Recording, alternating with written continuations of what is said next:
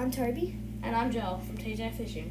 And today we're going to be showing you how to tie a basic fishing knot. Alright. So, first, grab your lure and the end of your line and thread the loose end of your line through the eye of the lure.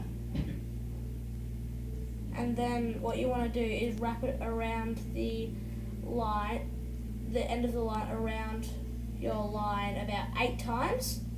That way, if a fish grabs it, it's not going to fall off and you lose it.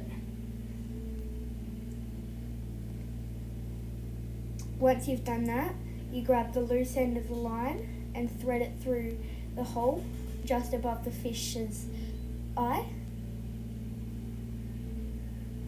And you pull the loose end and the end connected to the rod tight. And there should be a loopy bit close to the fish eye, and you pull that tight towards the lure, and then you cut the end off.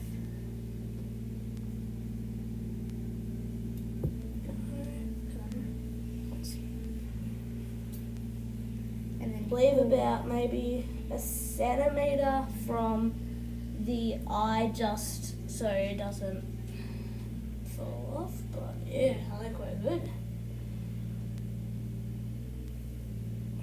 Nice. You good?